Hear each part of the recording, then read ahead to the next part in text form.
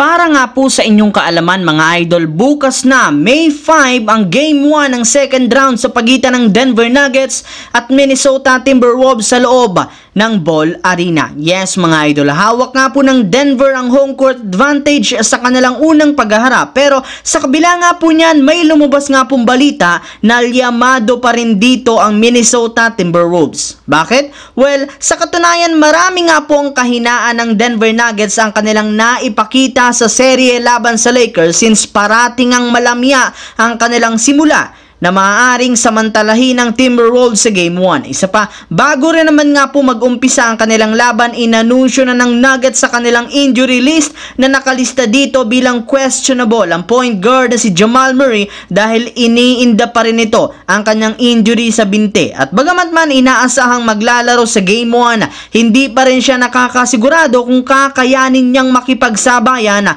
sa napaka-pisikal na depensa ng Minnesota Timberwolves. Kaya hindi nga kayo dapat pang magtaka kung bakit kahit man hawak ng Denver Nuggets ang home court, dehado pa rin sila. Samantala, alam naman nga po ninyo na meron lamang nga pong natitirang player option si D'Angelo Russell sa Lakers na pwede rin naman niyang tanggihan para maging isang ganap na free agent kung saan dito nga siya ay pipili ng bagong team na kanyang sunod na sasalihan. Kaya questionable na ang future nito sa Los Angeles Lakers at base nga po mga idol sa naging pahayag ni D'Angelo sa media, sa simula pa lamang na pumirma siya sa Lakers sa ganoong klaseng kontrata, alam na nga po niya kung ano ang mangyayari sa kanya. Pero gagamitin para naman niya ito bilang oportunidad upang makakuha ng mas malaking kontrata. Ibig sabihin, sigurado nga po na tatanggihan nito ang kanyang player option sa Lakers at magiging isang ganap na free agent.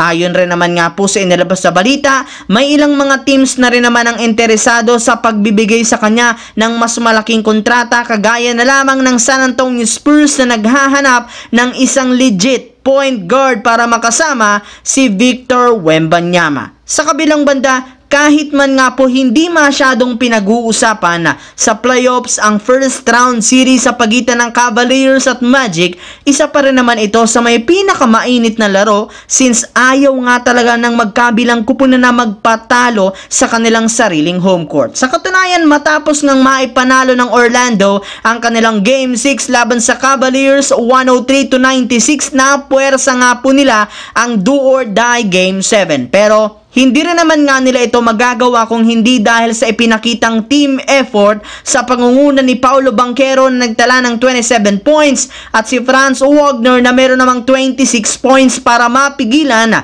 ang Cavaliers na matapos ang kanilang serye. And speaking of Cavaliers, nasayang lamang dito ang ipinakitang performance ni Donovan Mitchell sa pagtatala niya ng 50 points sa kanyang 22 out of 36 shooting. Kaya mapipuwersa nga po sa isang 7 game ang kanilang serye. So yun lamang mga idol ang ating bagong video na ating pinag-usapan ngayon dito. Once again, this is your J-Zone TV. Huwag kalimutang mag-like, mag-subscribe, pindutin ang notification bell sa akin channel para lagi kayo maging updated sa mga videos na pinapalabas ko. Isang malaking shoutout sa lahat mga idol. Maraming salamat po.